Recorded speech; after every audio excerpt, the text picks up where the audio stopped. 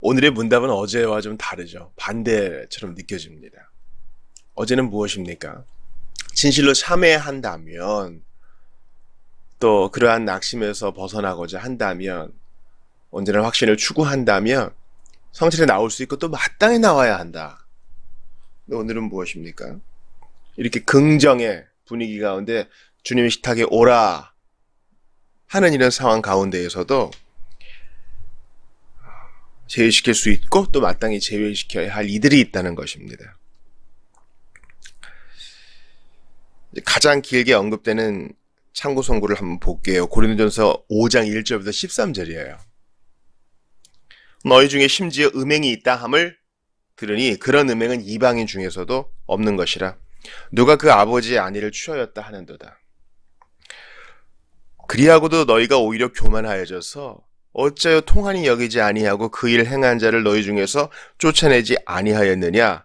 내가 실로 몸으로는 떠나 있으나 영으로는 함께 있어서 거기 있는 것 같이 이런 일 행한 자를 이미 판단하였노라. 주 예수의 이름으로 너희가 내 영과 함께 모여서 우리 주 예수의 능력으로 이런 자를 사탄에게 내주었으니 이는 육신은 멸하고 영은 주 예수의 날에 구원을 받게 하려 함이라. 너희가 자랑하는 것이 옳지 아니하도다. 적은 누룩이 온 덩어리에 퍼지는 것을 알지 못하느냐? 너희는 누룩 없는 자인데 새 덩어리가 되기 위하여 묵은 누룩을 내버리라. 우리의 유월절 양 곧 그리스도께서 희생되셨느니라. 이러므로 우리가 명절을 지키되 묵은 누룩으로도 말고 악하고 악의에 찬 누룩으로도 말고 누룩이 없이 오직 순전함과 진실함의 떡으로 하자. 내가 너희에게 쓴 편지에 음행하는 자들을 사귀지 말라 하였거니와. 이 말은 이 세상에 음행하는 자들이나 탐하는 자들이나 속여 빼앗는 자들이나 우상 숭배하는 자들을 도무지 사귀지 말라 하는 것이 아니니 만일 그리하려면 너희가 세상 밖으로 나가야 할 것이니라. 이제 내가 너희에게 쓴 것은 만일 어떤 형제라 일컫는 자가 음행하거나 탐욕을 부리거나 우상 숭배를 하거나 모욕하거나 술 취하거나 속여 빼앗거든 사귀지도 말고 그런 자와는 함께 먹지도 말라 함이라. 밖에 있는 사람들을 판단하는 것이야 내게 무슨 상관이 있으리오마는 교회 안에 있는 사람들이야 너희가 판단하지 아니하랴. 밖에 있는 사람들은 하나님이 심판하시려니와 이 악한 사람은 너희 중에서 내쫓으라.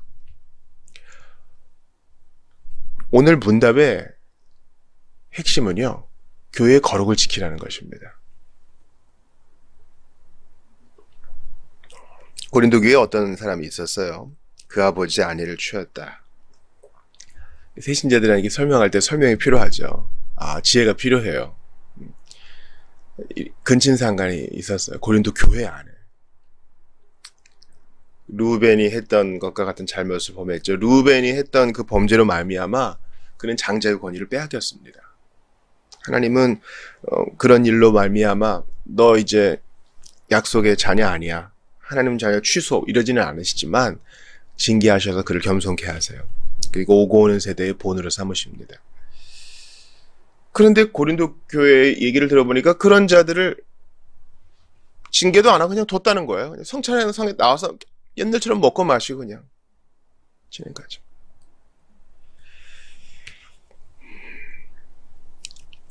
그런 자를 징계해야 된다. 성찬상에 함께 앉지도 못하거니와 오늘 본문의 표현에 따르면은 그런 자를 내쫓으라 이러죠. 여기서 이제 출교를 얘기하는 겁니다. 내쫓으란 말은 그가 교정될 때까지 교회의 교제권에서 쫓아내라, 제외시키라 이런 말입니다. 여러분 오늘 그 문답의 내용과 또 오늘의 교리는요, 참 제가 잘 못하는 거예요, 여러분. 성격적으로도 그렇고 상황적으로도 그렇습니다. 김지용 목사의 성격상 이런 거를 잘 못해요. 그러나 이거는 성격 탓을 할 수 없어요. 왜냐하면 성경이 명령하는 것이기 때문에 해야 합니다. 우리의 회중 가운데 이런 자들이 있다. 바울이 예를 드는 것처럼 음행, 탐욕, 우상숭배, 모욕, 술취함,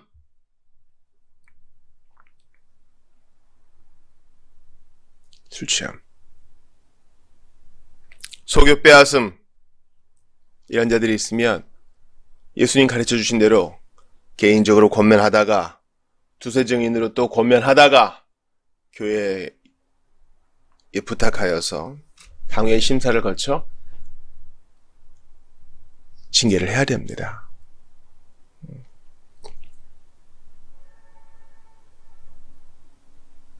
아무나 다 성찬상에 올 수 있는 것도 아니고 누구나 다 등록 성도로서 교회 회원권을 발휘할 수 있는 게 아니에요. 그래서 처음에는 수찬 정지를 시켰다가 그래도 회개하지 않으면 출교를 하는 것이죠. 상황상은 어떻습니까? 성격상은 좀 이런 게 힘들다고 해도 개척교회는 또 미자리 교회는요 한 사람이 아쉽거든요. 이런 거 하면 아유 목사님 누가 남겠어요? 사람들이 인간적 판단을 하는 거예요. 그러나 하나님보다 우리가 더 지혜롭겠습니까? 우리는 성경의 명령에 납작 엎드려 순복해야 할 의무가 있을 뿐 하나님의 권위를 넘어서 우리 지혜를 발휘할 권리는 없습니다.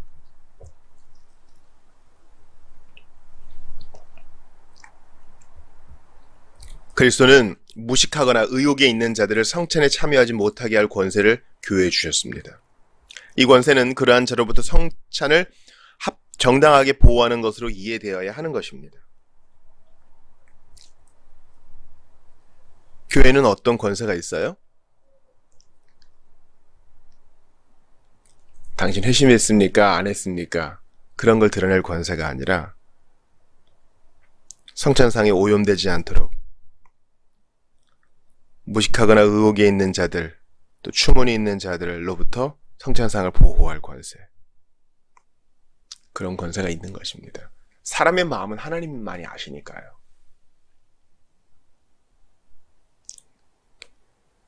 교회는 사람들의 마음을 조사해서 그들과 하나님과의 관계에 대한 심판을 선언할 권리가 없습니다. 오직 교회는 주께서 수여해 주신 직무에 따라 사람들의 신앙 고백과 그들의 삶의 방식을 평가할 기능을 소유할 뿐입니다.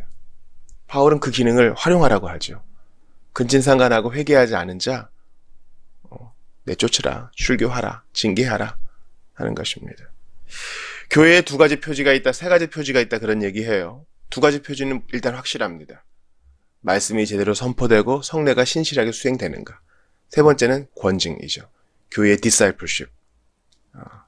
교회의 제자들을 잘 수립하기 위해서 이 권징을 잘, 치리가 잘 시행되는가 이런 것입니다.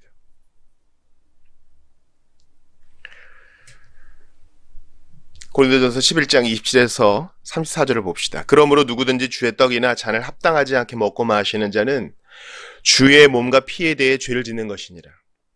사람이 자기를 살피고 그 후에야 이 떡을 먹고 이 잔을 마실지라. 주의 몸을 분별하지 못하고 먹고 마시는 자는 자기의 죄를 먹고 마시는 것이니라. 그러므로 너희 중에 약한 자와 병든 자가 많고 잠자는 자도 적지 아니하니 우리가 우리를 살폈으면 판단을 받지 아니하려니와 우리가 판단받는 것은 주께 징계를 받는 것이니 이는 우리가 세상과 함께 정죄함을 받지 않게 하려 하심이라. 그런즉 내 형제들아 먹으러 모일 때에 서로 기다리라. 만일 누구든지 시장하거든 집에서 먹을지니 이는 너희의 모임이 판단받는 모임이 되지 않게 하려 함이라. 그 밖의 일들은 내가 언제든지 갈 때에 바로 잡으리라.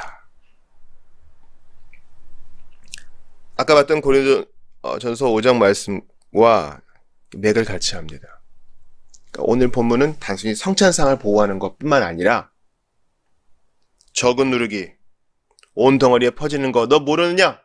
우리의 유월절 어린 양 예수 그리스도께서 희생이 되셔서 우리를 온전한 떡덩이, 순결한 주의 백성 만드셨으니 묵은 누룩, 위선을 내버리라, 죄악을 꺼내라 하는 것입니다. 자 보세요. 회개하지 않고 여전히 성찬상에 들락거리면서 하나님의 무리 가운데 왔다 갔다 하는 자들이 있어요. 회개 안 해요. 그러면 그가 묵은 누룩이 되어서 오염을 시킨다는 거예요. 전염을 시킨다는 거예요. 여러분 우리 코로나 때 이거 너무 잘 알고 있죠? 같은 공간 안에 있어요. 근데 감염자가 콜록콜록합니다. 마스크도 안 쓰고. 그럼 내가 주의 안 하고 내가 마스크 안 하고 어떤 식으로든 전염이 된다는 거예요. 아니 목사님 저만 마스크 잘하면 됐죠? 아니요. 그 비말이 어떻게 옮길지 모릅니다. 바이러스는 어떤 방식으로든 오잖아요. 그래서 정부에서 권하는 방식은 뭡니까? 그런 자를 격리하라는 겁니다. 나을 때까지. 회중을 보호하기 위해서라도, 주님의 명령을 받들기 위해서라도 그런 자를 내쫓아야 됩니다. 물론 고린도전서 5장에 그런 자를 사탄에 내주었다. 그의 육신은 멸하고 영은 구원하려 합니다. 이 말이 무슨 말인지에 대해서는 해석이 분명히 필요합니다. 그러나 분명한 논조는 무엇입니까? 그가 주의 자녀가 된 것이 취소됐다 이런 말은 아니죠. 구원을 받게 하려 함이라 했으니까요. 그러니까 우리가 문맥상으로 알 수 있는 것은 그가 여러 고난과 가시떨기를 통해서 회개에 이르기를 바라는 마음이 있어요. 그러니까 출교는요, 그것으로 끝나는 게 아니라 그가 회개하면 다시 받아주는 것까지 포함하는 겁니다. 다시 복권하는 것까지 포함되는 것입니다. 방금 읽었던 고린도전서 11장도 마찬가지죠. 이렇게 주의 경고를 무시하고 함부로 주님의 성찬을 오용하고 회개도 안 하고 하나님 백성의 무리를 오염시키면 무슨 일이 생겨요? 자기 죄를 먹고 마시게 돼서 약한 자, 병든 자, 잠자는 자가 생긴다는 거예요. 잠자는 자는 죽은 자를 말하는 겁니다. 기억하세요, 여러분. 우리의 시각과 하나님의 생각이 너무 다를 때가 있어요. 특별히 이 부분에 있어서. 저는요, 이거를 공부하면서 야, 이거를 할 필요가 있을까 하는 생각까지 들었어요. 그 말은 뭐예요? 설교자인 저조차도 하나님의 관심으로부터 떨어져 있는 거예요. 나는 내가 편하게 생각하는 메시지, 내가 좋아하는 메시지가 있으나 주님은 아니다. 이거 다 해야 된다. 빼놓지 말아야 된다. 짚어줘야 된다. 말씀하세요. 무슨 말씀이에요? 주님은 그렇게 거룩을 귀히 여기세요. 하나님의 백성들이 순결하게 있기를 원하세요. 여러분, 2023년 우리 정말 분투해야 돼요. 우리의 거룩과 순결을 잘 지켜나가기 위해서. 매일매일 유혹받고 자빠지고 넘어지나 다시 일어나야 돼요. 먼지 털고 그리스도로 옷 입고 나아가야 됩니다. 단순히 성례에 관한 것만이 아니에요, 여러분. 묵은 누룩을 내버리는 것은요, 1차적으로 성도 개인에게 적용됩니다. 우리 매일매일 주 안에서 자백하고 회개하며 그리스도의 보혈을 바라보면서 우리를 깨끗하게 하잖아요. 내가 범죄하지 아니하려 하여 주의 말씀을 읊조렸나이다. 그렇게 몸부림을 치는 성도들이 모였어요? 자, 그러나 회개하지 않는 이들, 뻔뻔한 이들, 오늘 문답 내용에 따르면 무지하거나 추문이 붙은 사람들, 신앙 고백을 제대로 못하거나 신앙 고백을 입술로는 하는데 행실과 일치하지 않는 자들을 끌어내므로써 또 우리 교회를 거룩하고 깨끗하게 지켜나가는 것입니다. 예수님이 여기에 관심이 있으세요.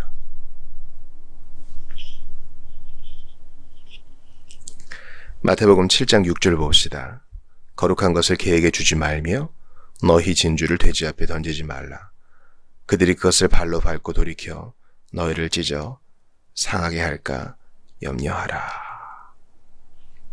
전도할 때도 이 말씀을 종종 쓰는데 이것은 성도 안에서도 쓸 수 있어요. 거룩한 것을 개에게 주지 말며. 여러분, 칼빈의 전기를 읽어보면은 칼빈이 성찬상을 보호하기 위해서 목숨을 건 것을 봅니다. 차라리 나를 죽여야 할 것이다. 회개하지 않는 시의 공무원이 성찬상에 참여하려고 하자, 또 유력한 자가 참여하려고 하자 막습니다. 목사님, 그렇게까지 할 필요가 있나요? 그러니까요. 우리가 그만큼 성경의 시각으로부터 떨어져 있어요. 여러분, 성경을 이렇게 읽다가 생경한 구절이 있죠. 누가 문제겠어요? 하나님 말씀이 문제일까요? 내가 문제일까요? 나한테 문제가 있어요. 우리는요, 계몽주의의 다들 딸들이에요. 우리가 오늘 뭐 새벽에 말씀도 보고 성경도 보지만 탁 나가면 미디어를 비롯한 사회 논조 전체가 계몽주의의 영향하에 있어요. 이 말은 뭐예요? 우리가 삶의 주인이다. 하나님은 없다. 우리의 노력만이 중요하다. 주 예수 그리스도가 주인이 아닌 내가 내 삶의 주인이다. 이런 논조예요. 거기에 직간접적으로 계속 노출되기 때문에 우리 계속 이 말씀 가운데 거해야 되고, 성경에 생경한 구절이 있을 때라도 나를 꺾어 복종시켜야 됩니다. 디모데전서 5장 22절 보세요. 아무에게나 경무소리 안수하지 말고 다른 사람의 죄에 간섭하지 말며 내 자신을 지켜 정결하게 하라. 거룩과 정결을 강조하죠. 아무한테나 경솔히 안수하지 말란 말은 뭐예요? 안수받을 자들이 있다면 잘 점검하라. 이 분별, 거룩을 지키기 위한 분별. 유다서 23절입니다. 또 어떤 자를 불에서 끌어내어 구원하라. 또 어떤 자를 그 육체로 더럽힌 옷까지도 미워하되 두려움으로 긍휼히 여기라. 이 출교와 수찬 정지의 목적, 그 태도가 있죠. 어떤 자가 육체로 더럽힌 옷이 있다면 그것을 미워하지만 너 자신도 두려워하고 또 그를 긍휼히 여기라. 우리가 그것을 교훈을 받고 그 형제를 안타까워해야지. 아우 잘됐어. 그동안 골칫거리였는데 잘 끊어냈어. 이런 태도가 되어서는 안 된다는 겁니다. 예수님이 교회의 거룩을, 교회의 순결을 귀히 여기세요. 그의 무지가 해결되고 의욕스러운 삶이 교정된다면 성찬 참여에 제외되었던 자들에게 유형적 교회의 교제와 특권을 다시 허락해야 합니다. 아까 말씀드린 바와 같습니다. 고린도후서 2장 5에서 8절 봅시다. 근심하게 한 자가 있었을지라도 나를 근심하게 한 것이 아니요 어느 정도 너희 모두를 근심하게 한 것이니 어느 정도라 함은 내가 너무 지나치게 말하지 아니하려 함이라. 이러한 사람은 많은 사람에게 벌받는 것이 마땅하도다. 사람에게서 벌받는 것이 마땅하도다. 그런즉 너희는 차라리 그를 용서하고 위로할 것이니 그가 너무 많은 근심에 잠길까 두려워하노라. 그러므로 너희를 권하노니 사랑을 그들에게 나타내라. 출교한 자, 수찬정지 당한 자가 너무 근심에 빠지지 않게끔 그도 목양의 대상에 여전히 포함시켜야 하고 그의 영혼을 아껴야 된다는 겁니다. 그러려면 여러분 교회 리더십이 정말 훌륭해야 되겠죠. 교회의 회원권이 정말 튼튼해야 되겠죠. 목사님 이럴 때일수록 우리가 의기투합해서 사랑으로 하나 돼야 됩니다. 이런 구호가 늘 옳지만은 않은 거죠. 성경의 정신대로 분명히 권징을 행하되 사랑으로 긍휼히 여기면서 회복을 바라는 겁니다. 디모데후서 2장 24에서 26절 봅시다. 주의 종은 마땅히 다투지 아니하고 모든 사람에 대하여 온유하며 가르치기를 잘하며 참으며 거역하는 자를 온유함으로 훈계할지니 혹 하나님이 그들에게 회개함을 주사 진리를 얻게 하실까 하며 그들로 깨어 마귀의 올무에서 벗어나 하나님께 사로잡힌 바 되어 그 뜻을 따르게 하실까 함이라. 주의 종은 거역하는 자를 온유함으로 훈계한다. 훈계할 때에도 사랑으로 합니다. 윽박지르고 혼내는 방식이 아니라 온유함으로. 그렇게 하는 이유는 뭡니까? 하나님이 그들에게 회개함을 주실 수 있기 때문에, 진리를 알게 하실 수 있기 때문에, 하나님만이 그들을 마귀의 올무에서 벗어나게 하실 수 있기 때문에, 하나님만이 거역하는 자를 다시 주님의 뜻으로 돌이키게 하실 수 있기 때문에 훈계할 때도 온유함으로. 그러시면 안 됩니다. 단호하되 정확하게 짚어줘야 되는 것이죠. 저는 신년에 주께서 이런 말씀을 일단 저에게 주시고 우리 교회에게 주신 거 감사해요. 개척 10년 차인데 이제 새로운 우리가 단계에 들어섰다고도 할 수 있어요. 교회의 거룩함을 지키되 끝까지 사랑으로 원리를 분명하게 고수하되 주님 주신 온유함으로 잘 감당해야 할 것입니다. 우리 예수님은 여기에 대한 완벽한 본이시죠. 하나님의 공의와 사랑 그 어느 것도 그분은 버리지 않으셨습니다. 하나님의 공의를 이루시기 위하여 십자가에서 묵묵히 죄인들을 대신하여 속죄의 피를 흘리셨고 여전히 그 사랑을 꺾지 않으셨습니다. 우리 주님은요, 악한 자를 용납하셔요. 어떻게 해요? 본인이 그 죄책을 다 담당하심으로. 네가 받을 벌 내가 다 받았으니 이제 내게 오라. 여전히 사랑을 베푸십니다. 그리고 다시는 그와 같이 하지 말라. 우리에게 명하십니다. 목사님, 부족한 사람끼리 서로 이해하며 가는 거죠. 맞아요. 그러나 성경의 진리 위에서 예수님의 온유함 속에서 그 일을 잘 감당하여 우리 하나님 기뻐하시는 거룩한 교회를 세워나가시는 여러분들 한 사람 한 사람 되시기를 주의 이름으로 축원합니다.